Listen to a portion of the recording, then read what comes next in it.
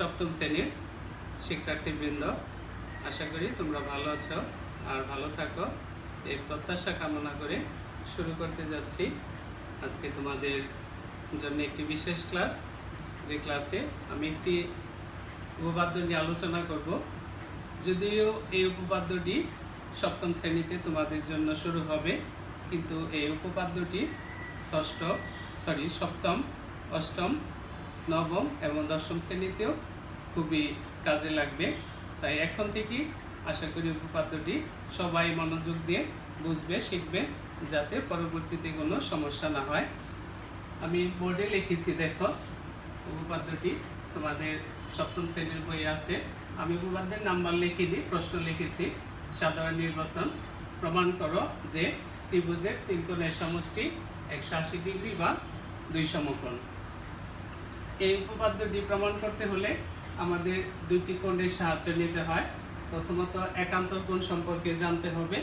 তো আমি একান্তর কোণ বোর্ডে সংজ্ঞা লিখেছি, দেখো একান্তর কোণ কাকে বলে? দুটি সমান্তরাল রেখাকে অন্য একটি রেখা বিপরীত কৌণিক বিন্দুতে ছেদ করলে যে কোণ উৎপন্ন হয় তাকে একান্তর কোণ বলে। যেমন সমান্তরাল বলতে রেল লাইনের মতো সমান থাকবে গ্যাপ। এটা আমি যদি লিখি BA, এটা CE, দেখো দুইটি সমান্তরাল, এই যে সংজ্ঞার মধ্যে দুইটি সমান্তরাল রেখাকে অন্য একটি রেখা বিপরীত দিকে, একই পাশে না, বিপরীত পাশে যদি কৌণিক বিন্দুতে ছেদ করে তাহলে যে কোণ উৎপন্ন হয়, তাহলে কি কোণ হয়েছে? এই যে একটা কোণ, এটার আবার কোণ হয়েছে এখানে। তাহলে বিপরীত পাশে যে কোণ উৎপন্ন হয় তাকে একান্তর কোণ বলে। একান্তর কোণের বৈশিষ্ট্য, কোণের কৌণিক বিন্দু আলাদা।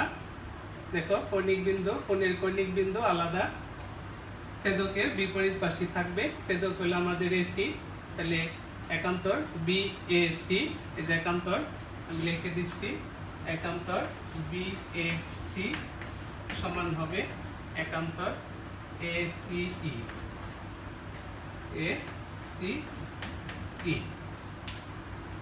এই কোণ সমান এই কোণ, এই যে BAC সমান ACE, একান্তর কোণ পরস্পর সমান। এই জিনিসটা আমাদের কাজে লাগবে। তাহলে একান্তর কোণের সংজ্ঞা, যে দুইটি সমান্তরাল রেখাকে অন্য একটি রেখা বিপরীত কৌণিক বিন্দুতে ছেদ করলে যে কোণ উৎপন্ন হয় তাকে একান্তর কোণ বলে। একান্তর কোণের বৈশিষ্ট্য, কোণের কৌণিক বিন্দু আলাদা হবে, ছেদকের বিপরীত পাশে থাকবে, সরল রেখা দুইটির মধ্যে অবস্থিত হবে। কোন দুইটা? সরল রেখা দুইটির মধ্যে অবস্থিত হবে। এবং BAC একান্তর ACE। আশা করি একান্তর সবাই বুঝেছ।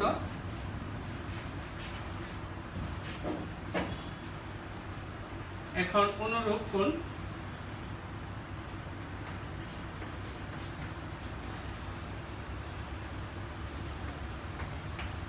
দেখো আমি এখানে শর্টকাট করলাম, তোমরা কিন্তু এভাবে করলে হবে না। এখানেও দুইটি সমান্তরাল, একটা BA আর একটা CE, দুইটি সমান্তরাল রেখাকে অন্য একটি রেখা, এখন আর বিপরীত হবে না, একই পাশে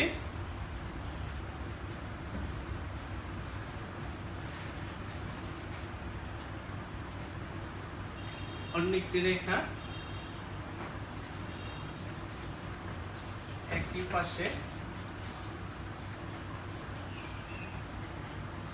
ছেদ করলে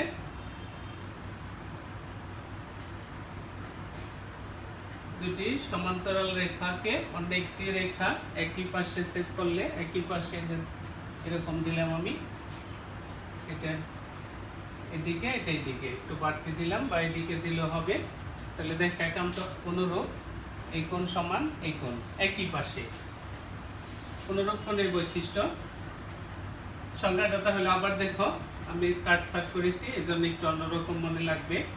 দুইটি সমান্তরাল রেখাকে অন্য একটি রেখা একই পাশে ছেদ করলে, একই পাশে ছেদ করলে যে কোণ উৎপন্ন হয় তাকে কি কোণ বলে? অনুরূপ কোণ বলে। এটা বইও আছে, তোমরা বই থেকেও আবার লিখতে পারবে। বৈশিষ্ট্য, কোণের কৌণিক বিন্দু আলাদা। অনুরূপ কোণের বৈশিষ্ট্য, ছেদকের একই পাশে অবস্থিত হবে। একই পাশে অবস্থিত হবে এবং কোণের বৈশিষ্ট্য দরকার নেই। অনুরূপ কোণের বৈশিষ্ট্য এই দুইটি। তাহলে এখানে আমি যদি লিখি অনুরূপ কোণ দুইটা পরস্পর সমান, এ অ্যাঙ্গেল এ বি সি সমান অ্যাঙ্গেল, আর এটা বাড়তি ডি পর্যন্ত বর্ধিত করলাম, E C D, E C D. তাহলে অনুরূপ কোণ পরস্পর সমান, বিপরীত কোণ পরস্পর সমান।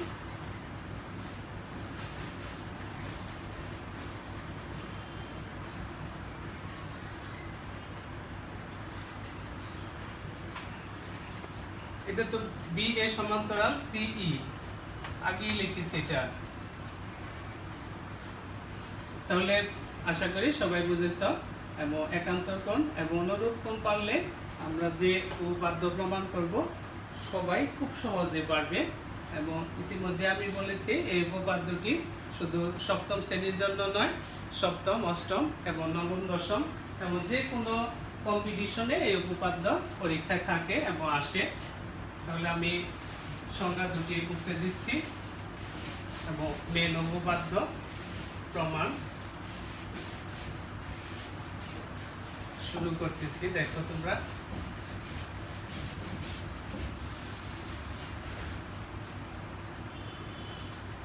সমান্তরাল চিহ্ন সবাই পারো? ষষ্ঠ শ্রেণীতে ছিল, এটাকে সমান্তরাল চিহ্ন বলে। এই চিহ্নটার নাম কি? সমান্তরাল। সমান্তরাল। আর এই চিহ্নটা কি? কোণ চিহ্ন। তাহলে দুইটা প্রতীকও এখানে আমাদের প্রয়োজন হবে। এরকম দাগ থাকলে আমরা এটাকে সমান্তরাল বলবো আর এটা কোণ বলবো, কোণ চিহ্ন। কি লিখেছি? প্রমাণ করো যে ত্রিভুজের তিন কোণের সমষ্টি। তাহলে আমি যে কোনো একটা ত্রিভুজ নিব,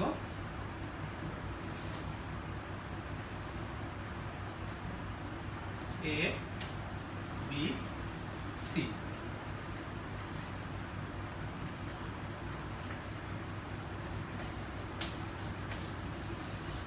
মনে করি এ বি সি একটি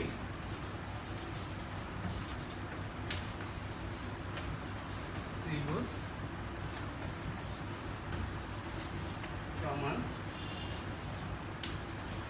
করতে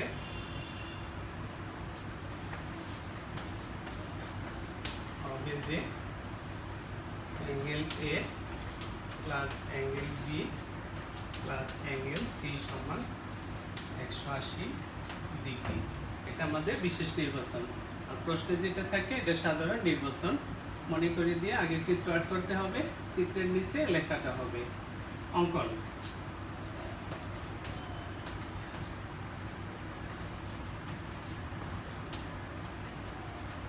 চিত্র আগে লিখতে হয়। চিত্রটা আমরা একটু বামে করে দিচ্ছি।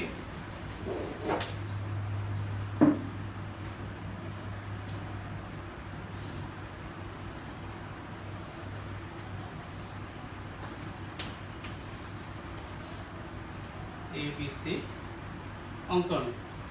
অঙ্কন কি করব? BC কে D পর্যন্ত বর্ধিত করব। কি পর্যন্ত বর্ধিত করব? D পর্যন্ত। কোনো মাপের প্রয়োজন নেই। BC কে D পর্যন্ত বর্ধিত করব এবং BC রেখার C বিন্দুতে এই কোণের সমান কম্পাস আছে তোমাদের, কম্পাস দিয়ে ঠিক এরকম করে দাগ দিয়ে আবার কোণটা কতটুকু চওড়া ঠিক এরকম করে এখানে কাট করে এরকম করে দাগ দিতে হবে, কিন্তু কম্পাস দিয়ে, পেন্সিল কম্পাস দিয়ে। তাহলে বি এ সমান্তরাল সিই আঁকি। কি অঙ্কন করলাম? বিসি কে ডি পর্যন্ত বর্ধিত করি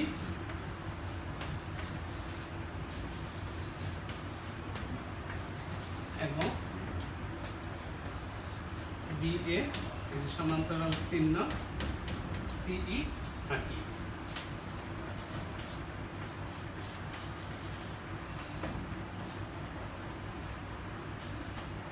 বিসি কে ডি পর্যন্ত বর্ধিত করি এবং সি বিন্দুতে বি এ সমান্তরাল সিই আঁকি।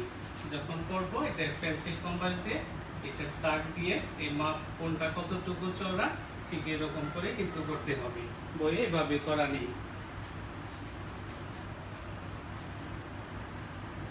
প্রমাণ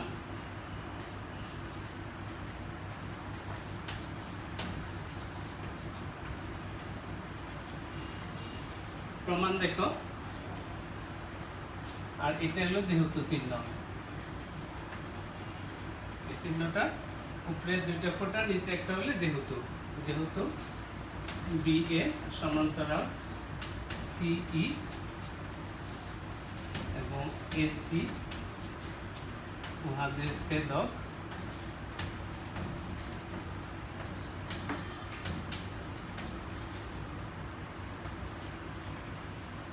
সেহেতু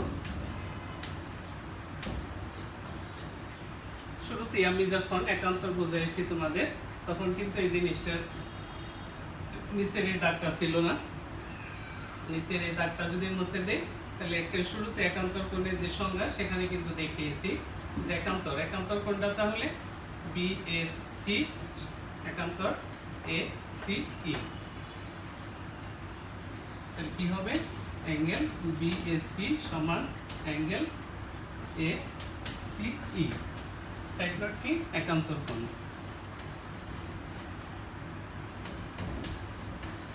একান্তর কোণ। আমার বোর্ড ছোট, আমাকে কিন্তু মুছতে হবে।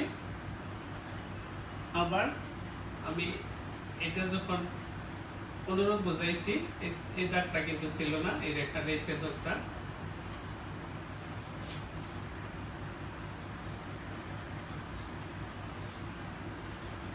আমি উপরের অংশ মুছে দিচ্ছি, এই অংশটুকু আমাদের প্রয়োজন নেয়া।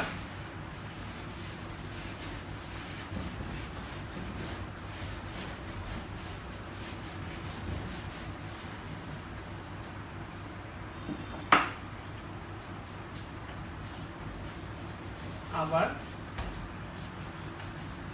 বি এ সমান্তরাল সিই এবং বিডি ছেদক নিচের বাহুটা ছেদক বিডি উহাদের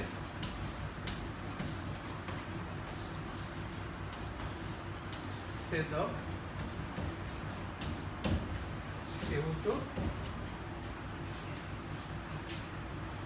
অ্যাঙ্গেল এ বি সি সমান অ্যাঙ্গেল ই সি ডি।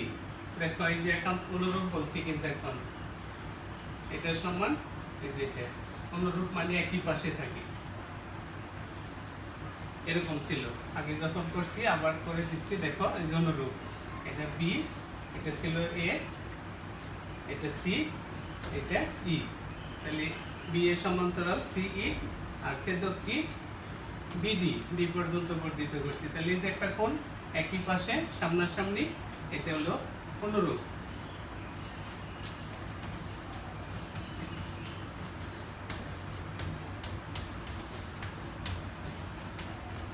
অনুরূপ কোণ এটা বোঝানোর জন্য একই রকম করে একান্তরটাও যদি আবার না বুঝে থাকো, আবার আমি একান্তরটা বুঝিয়ে দিচ্ছি। দেখো বি এ সমান্তরাল কত সিই এবং ছেদক ছিল এসি, এই যে তাহলে এই যে একান্তর বিএসি, দেখো এই যে লিখেছি একান্তর বিএসি অ্যাঙ্গেল এসিই। আশা করি এখন সবাই বুঝেছ যে এটা সমান এটা বি এ সি, এই যে সমান এ সিই, এটা একান্তর কোণ আর এটা অনুরূপ কোণ। এটা বোঝার জন্য এটা কিন্তু প্রয়োজন নেই চিত্রে। এখন এই দুইটা আমরা যোগ করব, বাম পাশ বাম পাশ। তাহলে প্রথমটা আগে বিএসসি প্লাস এই যে বাম পাশ যোগ এই বাম পাশ, অ্যাঙ্গেল এ বি সি, আবার এ পাশ এ সি ই যোগ অ্যাঙ্গেল ডি সি ডি যোগ করেছি। আগেরটা পরেরটা বাম পাশ যোগ করেছি। আবার দেখো বিএসি যোগ অ্যাঙ্গেল এবিসি সমান এসিই অ্যাঙ্গেল ইসিডি। তাহলে নিচের অংশটা আমি মুছে দিচ্ছি।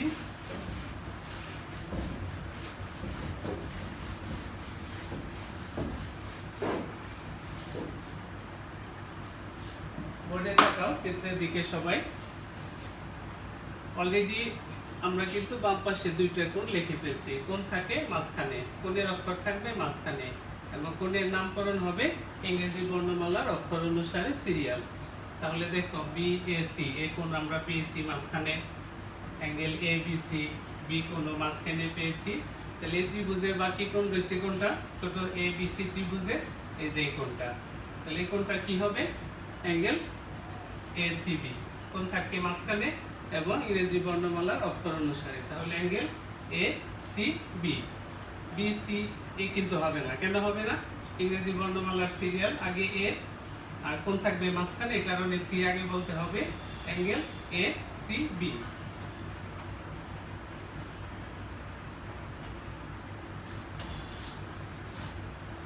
উভয় পক্ষে এই বাকি কোণটা আমরা যোগ করব। অ্যাঙ্গেল এ সি বি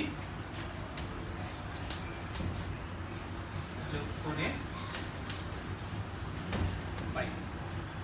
যোগ করলে কি হয় দেখো, অ্যাঙ্গেল বিএসি অ্যাঙ্গেল এবিসি, আর যোগ করবো ওই যে বাড়তিটা অ্যাঙ্গেল এসিডি সমান আছে angle ECD plus angle ACB.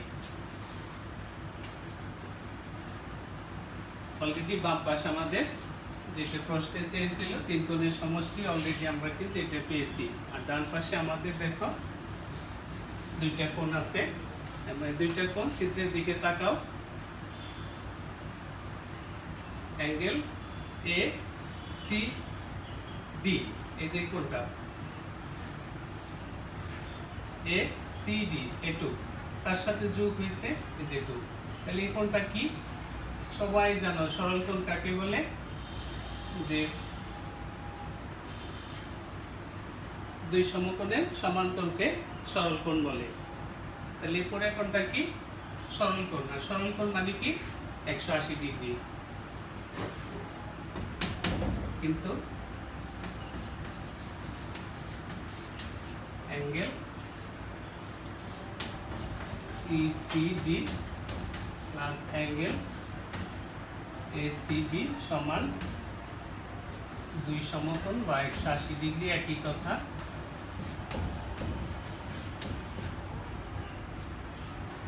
সুতরাং অ্যাঙ্গেল এ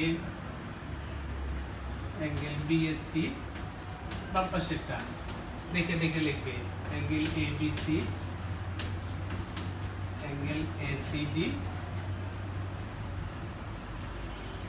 সমান দুই সমকোণ মানে 180 ডিগ্রি প্রমাণিত।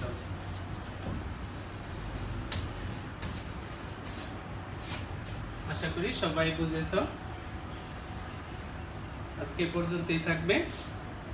এই উপপাদ্যটি খুবই ইম্পর্টেন্ট এবং গুরুত্বপূর্ণ, যেটা তোমাদের আগে আমি ক্লাসে শুরুতে বলেছি যে সপ্তম শ্রেণী, অষ্টম শ্রেণী এবং নবম দশম শ্রেণী এবং পরবর্তীতে কোনো কম্পিটিশন পরীক্ষায় অংশগ্রহণ করলেও এই উপপাদ্যটি পারতে হবে।